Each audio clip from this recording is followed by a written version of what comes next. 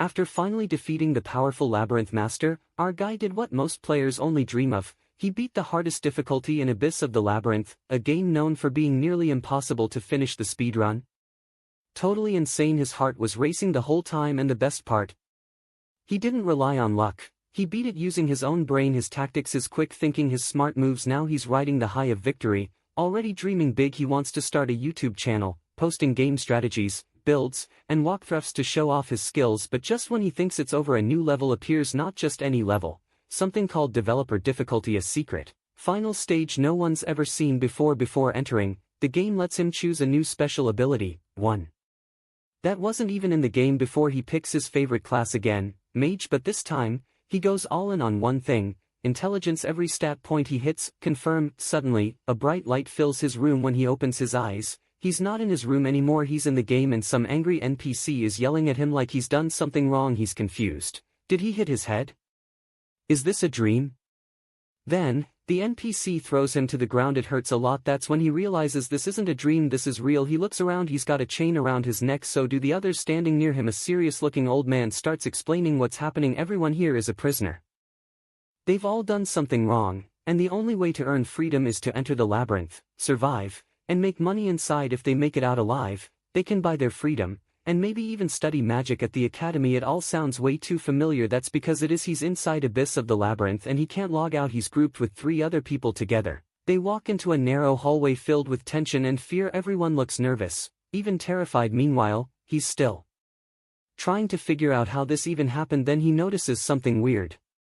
He's not just in the game, he's in the exact character he created. Caleb, same stats, same class, same outfit, but now it's not a game, it's deadly serious. They've been dropped into no man's land, a dangerous area filled with monsters that all want to kill and eat them. Every creature, big or small, is hunting for human flesh. If he doesn't act fast, he's going to die. He checks out his team. One guy is shaking like a scared kid, the other looks super creepy, like someone you'd avoid in real life. And the elf girl, she's clearly going to hide behind him at the first sign of danger. This team looks like a disaster and they haven't even stepped into the maze yet. The creepy molester-looking guy, yeah, he definitely takes the crown with his weird, unsettling laugh. At this point, Caleb is 100% convinced they're all doomed. This group is a disaster waiting to happen. The last thing he expected when stepping into the game. Still, he tries to hold it together. He gives a quick pep talk, trying to rally the group, telling them they might make it out if they stop panicking like kids in a haunted house. But the fat guy, nope, he's already breaking down. He takes one look around and books it in the opposite direction like a scared toddler who doesn't listen to anything. Caleb knows exactly what's coming. Right on cue,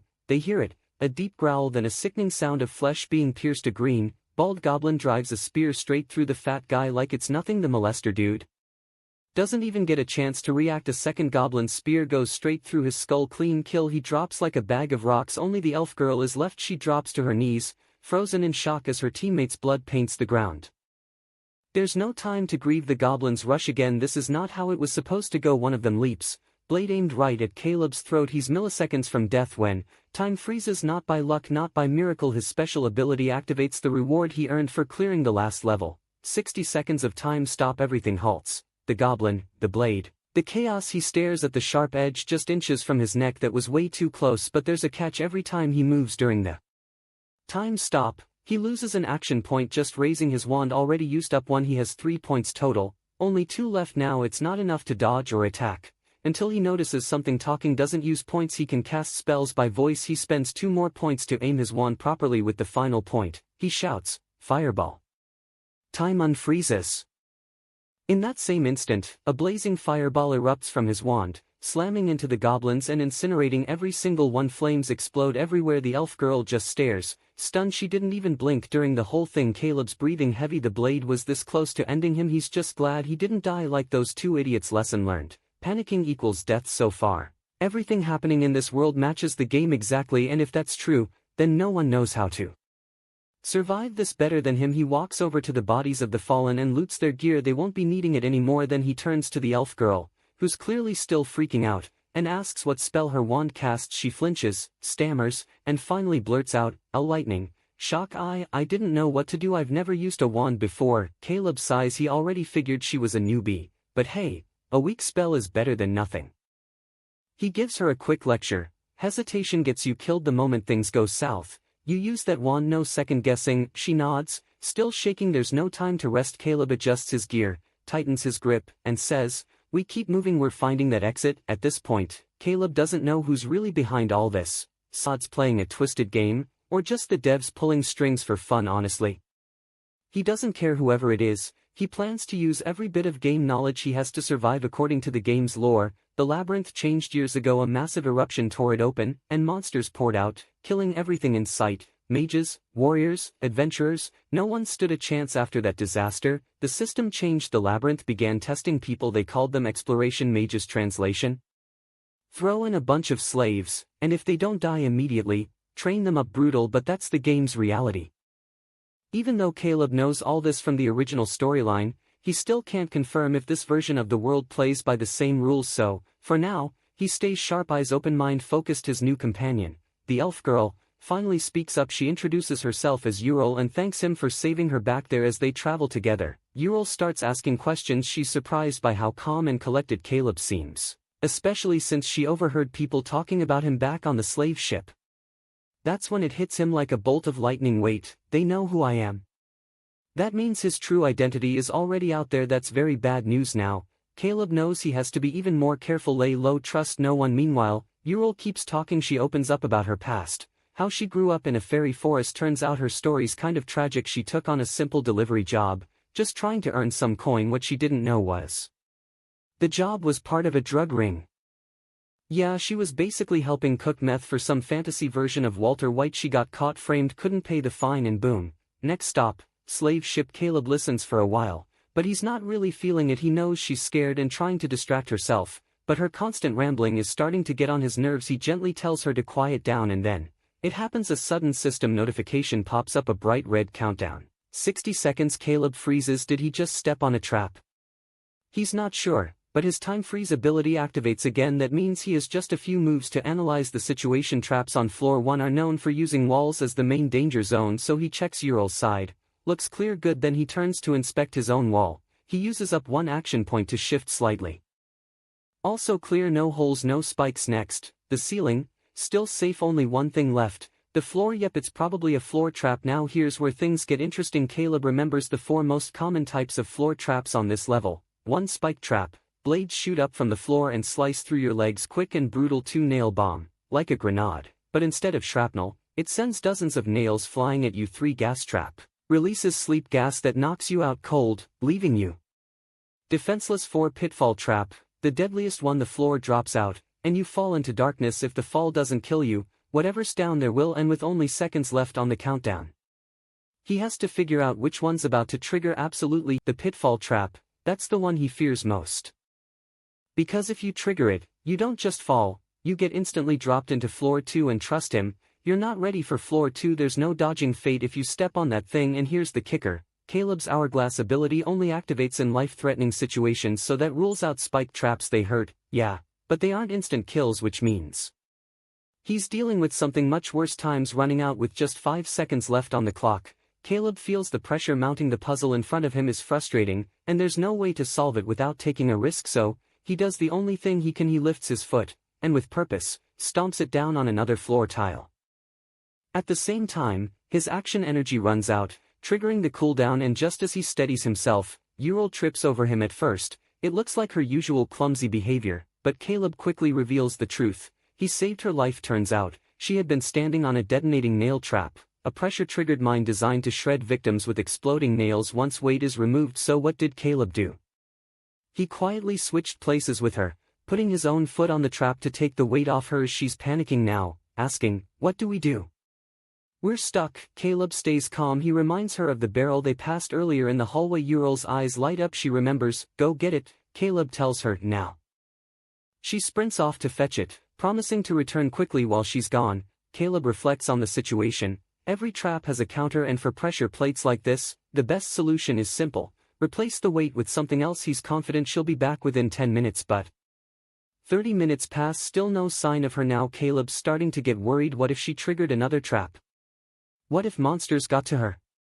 If she's gone, he's dead. He'll be riddled with nails in seconds. All this, because he tried to save someone just when the anxiety's about to peak. She returns dragging the heavy-ass barrel. sweaty and struggling. Ural apologizes for taking so long. Turns out, it was way heavier than she thought.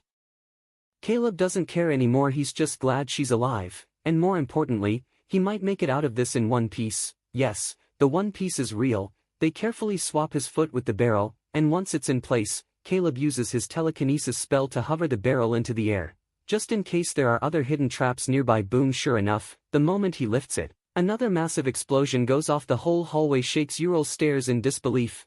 Shocked but safe, Caleb did it again.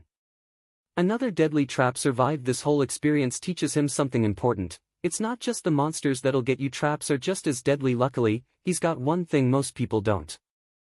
His Hourglass ability. This skill doesn't just stop time, it also lets him distribute 10 stat points among his core attributes at will. For now, Caleb decides to play it smart. He dumps those points straight into intelligence, giving him more power to predict, react, and when he's going to need it, because from this point on, things are only going to get worse. Callum's feeling hopeful. He truly believes his Hourglass ability might help him finally clear floor 1, but there's a catch. The ability only activates when his life is in danger, so he can't control when it starts. Plus, every time he casts a spell, it eats away at his limited action points. While he's lost in thought, a pair of goblins suddenly appear. Lucky him, 2 free test dummies just walked in.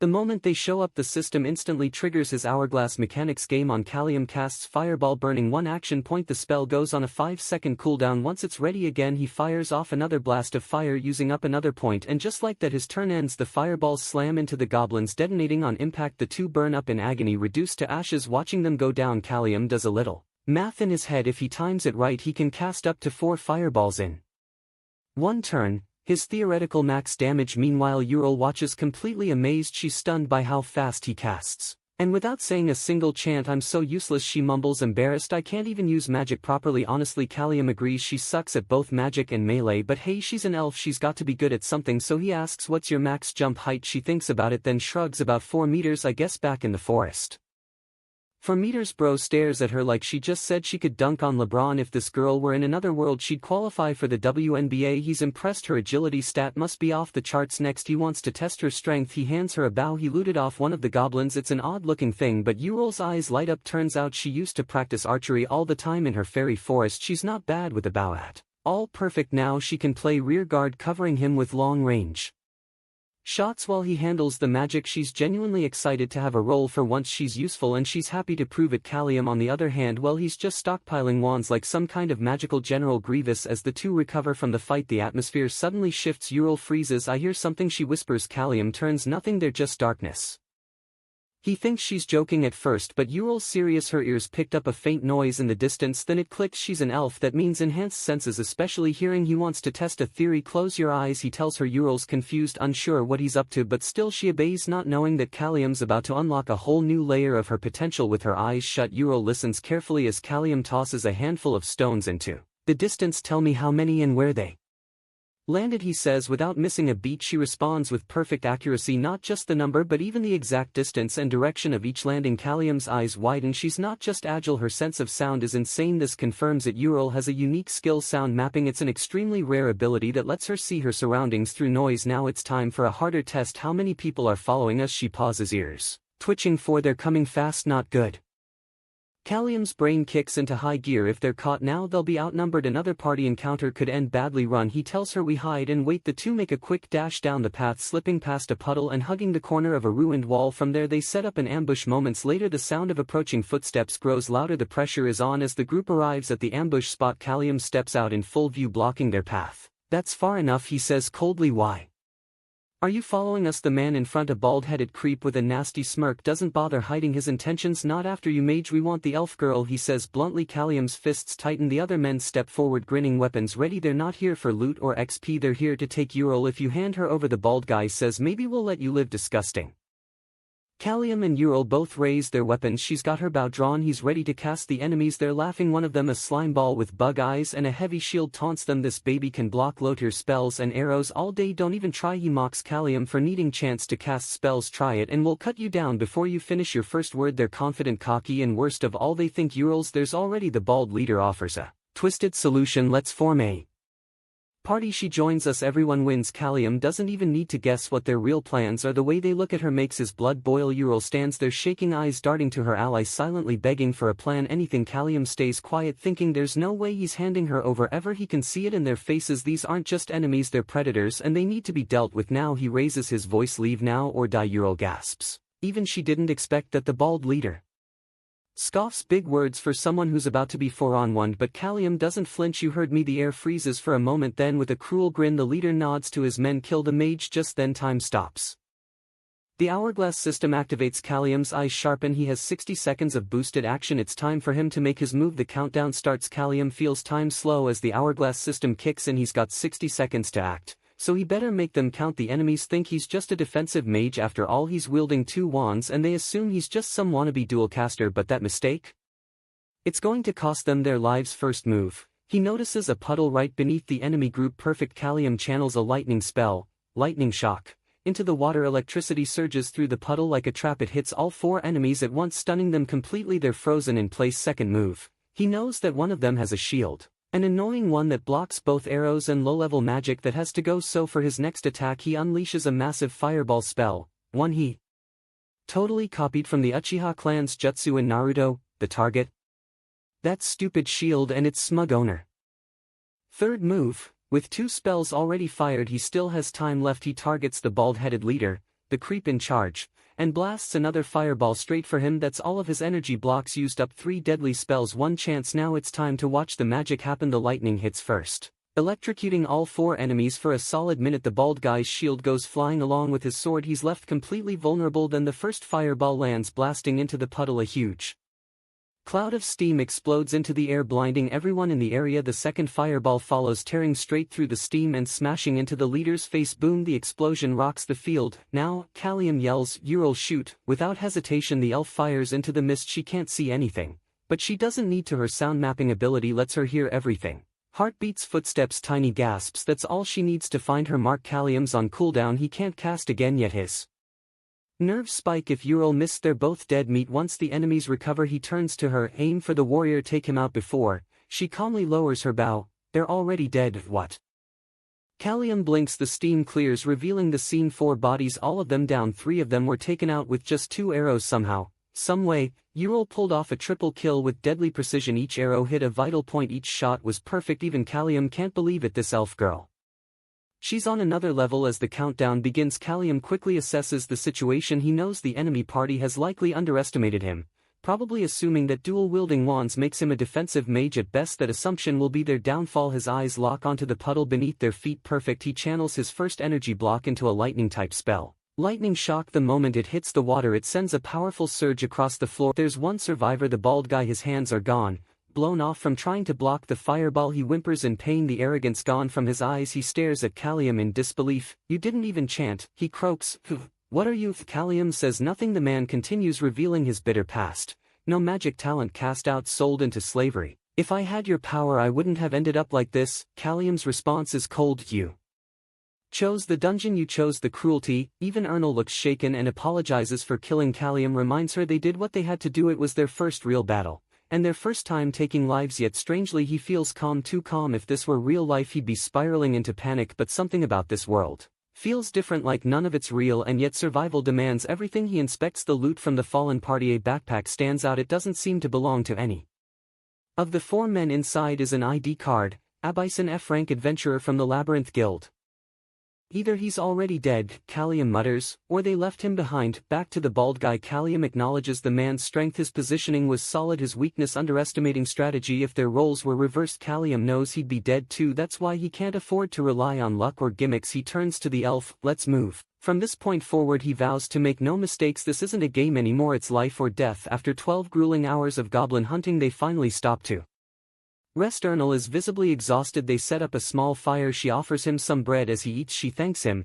Twice in one day he's saved her. Callum waves it off. You were just as important in every fight. He jokes about what would have happened if they'd handed her over to the enemy party. She nearly cries. Touched by his kindness he calls her a friend. Before long he falls asleep. System message: level up. He jumps from level 1 to level 3 just by entering rest mode, confused but not complaining. Callum Checks his stats 2 points to a sign. Just like in his old playthrough, he dumps both into intelligence. His dual wand setup makes it the obvious choice. The system also lets him view party stats. Ernal's improved significantly too. Her agility is high, typical for an elf, and her dexterity is top tier. Then there's her unique trait, sound mapping. Ural has a special ability that lets her hear enemy footsteps clearly, like she's got high-end gaming headphones. It's thanks to her skill that improves sound mapping. Callium chooses to boost her agility stat, keeping things quick and smart. Once he finishes the upgrade, he jumps back into the game's reality. When he wakes up, Ural, his watchguard, is barely staying awake. He tells her to get some sleep while he takes over gratefully. The elf curls up in bed, but before falling asleep she notices Callium setting up a shield and asks what he's doing. He calmly explains he's testing something. She's confused until he suddenly fires a massive fireball at the shield.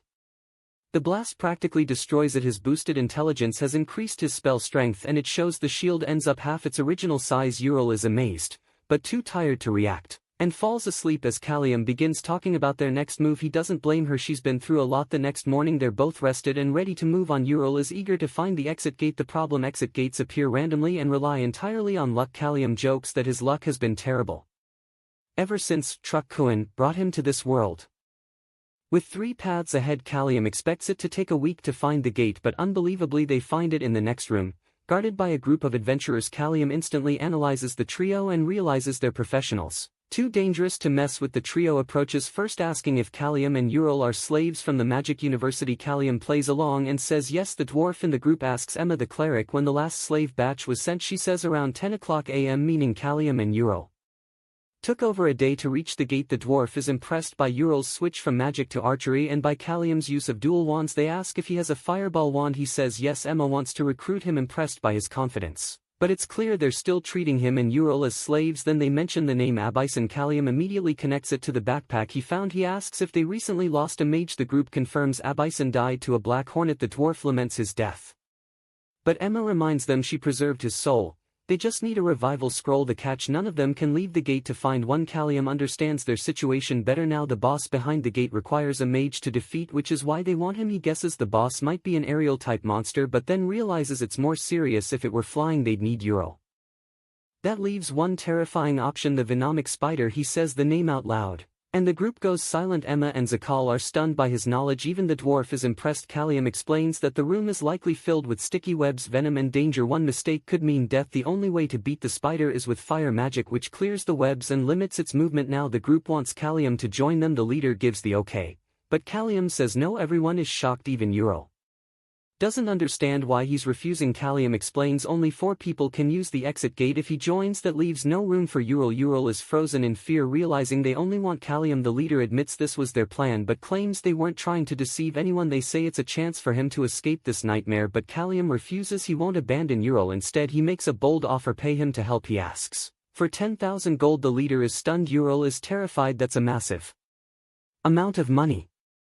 Callium knows even with all the loot they've collected they'd barely reach 2,000 gold. Normally a single slave is worth 6,000 gold, so he and Ural together are worth around 12,000. If he gets 10,000 gold he can buy freedom and start a new life. The adventurers start arguing. Callium knows Emma is a rare cleric. This group is wealthy and strong, but they're tired and running out of time. Abison's soul won't last forever. They need that resurrection scroll soon, so Callium has flipped the situation. Now they're the desperate ones and he holds the cards. The group is clearly desperate, which puts Callium in a strong position. The Beastman agrees they have no better option and urges them to go through with the deal, but Callium wants more than just a handshake. He wants a real contract, and he wants Emma to use her cleric status to bind it magically so they don't get betrayed afterward. Emma agrees, annoyed by the negotiation. The dwarf tries to cut the price down to 9,000 gold, but Callium pushes back to 9,500, and refuses to budge. The dwarf grumbles but eventually gives in. He can't believe he just got out-haggled by a slave mage, but the situation gives him no choice. Callium assures him that this deal will be worth it. With the agreement made, Emma begins chanting a binding spell to form a magical covenant. The terms are clear: the party will pay Callium 9,500 gold once the mission is completed, and they exit the gate if the party is wiped out. The deal is void. Both sides swear the oath, locking in their trust. Now that the paperwork is done, it's time for the dungeon. The moment they enter the boss room, they're met with walls covered in webs. The room is dark, making it hard to spot the spider. Callium scans the area and spots explosive barrels, interactable objects that could be useful. The dwarf warns everyone, step in a web and you're stuck. As Callium looks around trying to spot the boss, Verton snaps at him to focus on burning the ceiling webs. his assigned role. Then suddenly the spider attacks. A strand of web flies toward the dwarf, who barely dodges and smacks it away with a swing blast. The ceiling, he yells. The spider launches more webs, but now that it's shown itself, Callium can lock in on its position. His Hourglass ability activates, giving him a combat turn. He casts 4 fireballs in quick succession, burning through his action points. One fireball slams into the spider's face, exploding on impact. The party stares in awe. No incantation, no hesitation, just raw magic. Now's our chance. Attack while it's stunned. Callium shouts. Ural fires her arrows, but they bounce off the spider's hard shell. Callium tells her to stop. Her attacks aren't effective. A pillar of flame shoots up from the spider's body. Callium quickly instructs Emma to cast a magic barrier, and once it's in place, he tells the Beastman to go in there, annoyed at his commands but trust his judgment.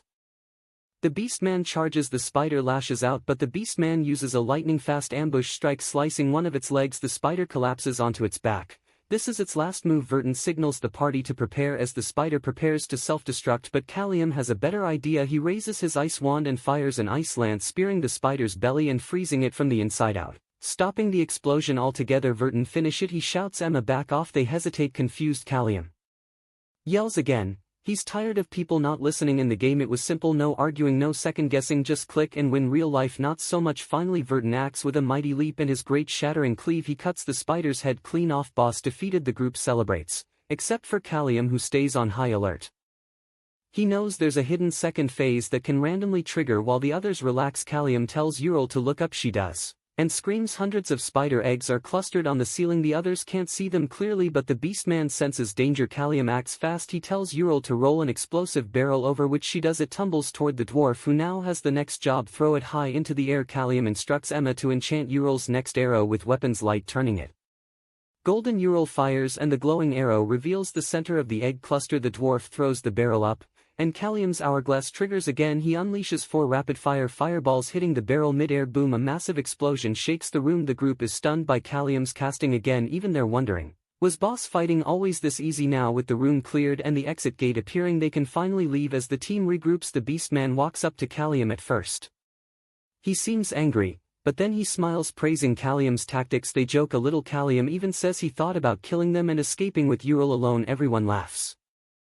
The dwarf is still shocked by Callium's skills. He wonders what job he had before becoming a slave. Callium of course can't say, "I played games all day," so he lies, claiming he was trained at a magic academy. Verdun doesn't push. He respects boundaries. Ural, though, is amazed that none of them got hurt during the battle. Even Verdun admits he didn't expect much. He thought they'd die, which is why he agreed to the 9,500 gold. That makes Ural mad, and she gives him a nasty look, but Callium, he doesn't care. He's getting paid, or as he turns out, the contract isn't fulfilled yet. Callium reminds them that the deal only completes when they pass through the gate into the village. If either he or Ural doesn't cross, no payment. Ural is confused, but Emma confirms that the contract must be completed down to the letter. That's why Callium hasn't been celebrating yet. He knew from the start that only 4 people can go through the gate. Now the group is stuck. If all 4 adventurers go, Callium and Ural stay behind and the contract becomes void. Emma admits yes, if Callium and Ural don't cross, the payment is off. Callium also knew no one carries 10,000 gold inside a dungeon. The real payment would happen back in the village, and that's why Verdun accepted the crazy price. He knew the contract couldn't be completed unless Callium went with them. The Beastman, impressed, tells Callium that someone like him shouldn't die in a ditch. He even encourages him to get revenge later by stealing the dwarf's wallet.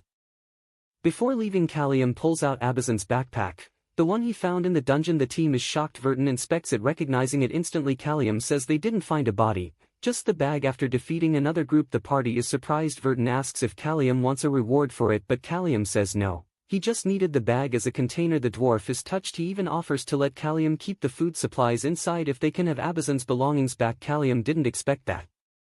Turns out the team already has a resurrection scroll. Abizan has died before and been revived. They'll just bring him back again. Honestly, Callium thinks this guy should retire already. Verdun praises Callium again, wishing they had recruited him instead. Meanwhile, Ural has been quiet until now. She suddenly speaks up. She wants Callium to go with the party and cross the gate alone. If just one of them goes, the contract is fulfilled. Callium is stunned. Ural argues that he earned the 9,500 gold and should claim it, then maybe even stay with the group. She doesn't want him to lose what he fought so hard for. Ural is being brave, but Emma asks the real question. What will happen to her now? The dungeon is deadly. Even someone as skilled as Callium barely made it this far. If Ural is left alone, she probably won't survive. With a sad but determined heart, she admits that she no longer believes they'll find another exit gate. She fears that if Callium misses This one chance they'll both die in the labyrinth, that's why she wants him to leave instead of tying his fate to hers. She knows that she survived only because he protected her again and again. For all he's done, she's deeply grateful and promises to never forget him. Her voice breaks, tears streaming down her cheeks. All she wants now is for him to live. If not for himself, then for the both of them. The dwarf looks sad and the beastman scolds the group, saying it's unfair to recruit people from within the dungeon. Verton, their leader, admits that he once saw them only as criminal slaves needed to defeat the boss, but things have changed. He sincerely apologizes and now wants to treat them as a proper party. That's why the dwarf makes a new offer. He wants to recruit Callium into the team, offering a 25% share in profits from missions and 9,500 gold as payment. It's a very generous deal, impressive enough to surprise even the mage. Ural urges Callium to accept the offer. She says she'll be fine on her own. She wants him to take control of his future instead of risking his life for her. Just then something unexpected happens. A system screen appears presenting a proposal. If Callium stays with Ural, her trust level will reach 100%. That means he'll gain full command over her actions during his turn. This sudden hourglass ability is part of a secret system mechanic. When a character reaches full trust, new skill expansions unlock. This specific ability allows Callium to issue orders that Ural will follow exactly during combat. Just like an AI teammate, he could for example command her to shoot a spider or dodge and she'll respond precisely. It likely costs 1 action point per turn. Callium sees huge value in this. The biggest issue with the dwarf's party is that they don't listen to him, but with Ural he can have perfect coordination. This is a game-changing opportunity. So even with the tempting gold and freedom on the table, Callium is deep in thought. He activates the hourglass sequence, giving himself 60 seconds to think it through. The future is uncertain and this decision will shape everything. If he stays, he might gain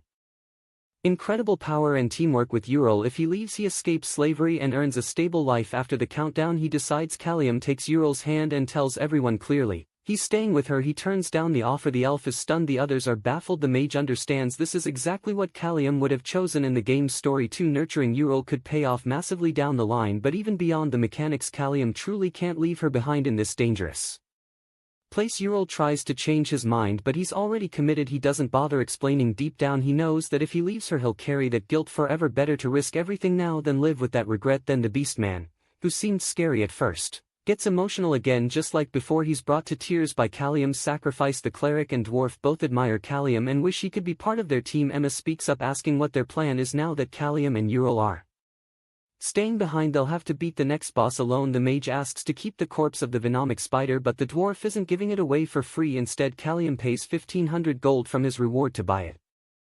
As the team prepares to leave, Verton asks for the elf's name. Callium tries to guess but gets it totally wrong. Ural corrects him while he keeps jokingly calling her pretty lady. Even in these tough times, he's trying to lift her spirits. Before leaving, the dwarf offers them 4 potions as a parting gift. Ural thanks him. They all hope to meet again. Emma even gives them the location of her temple, promising a reward once they return. She blesses them with a 2-hour stat boost that also protects against curses and decay. One by one, the adventurers say goodbye. Verton is the last. He uses an E-rank mana stone to activate the exit gate, turning it red. He reminds them to find him at the Adventurers Guild, hoping to see them alive again. The gate closes. Ural is left feeling uneasy about Callium's choice, knowing how hard it will be to find another exit gate, but he already knew that risk. At this point, he's so into the game world that his calculations are extremely sharp. He tells her they'll make it out together. First though, they need to steal the spider's fang. The system then announces that Ural's trust has reached full capacity, 100%. This unlocks Callium's ability to issue direct commands during his turn while Ural works on extracting the fang. She says she's okay with doing anything for him,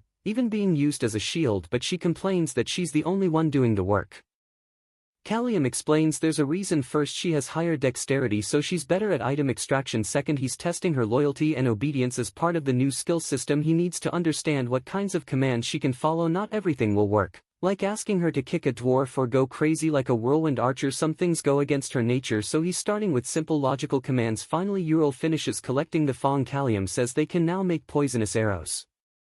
She starts dancing in celebration. A moment ago she was crying and now she's full of joy despite the looming threat of death. He's happy to see her smile. In the next scene, they're brainstorming how to combine goblin arrows with the spider's fang to make powerful poison arrows. Callium leaves the job entirely to Ural again, thinking her dexterity will help. She's unsure if they'll be effective in battle, but Callium explains the real reason her attacks have been weak. It's her poor quality gear. A good archer needs good equipment. Upgrading the bow will come later, but for now the arrows will make a big difference soon. Ural is already done crafting the poison arrow. Callium is amazed by how fast she did it. To her it was simple, Just attach the thong to the arrow tip, but in reality even a small mistake could be deadly. The poison arrow now deals physical and toxic damage and releases a gas that harms nearby enemies. Because they have only a few of these arrows, Callium plans to save them for the most critical moments. As they move forward, he begins thinking about how to fully test his new command ability. These things are hard enough. Effects with her help, they're now armed with a powerful new tool. The journey continues and Callium prepares to test his new command skill and battle the scariest version of her yet. So intense our boy shakes in bed. Still he has to sleep to review their stats each night. To calm her down, he promises to take an extra 30 minutes on his shift that makes her smile and relax, admitting she can be scared.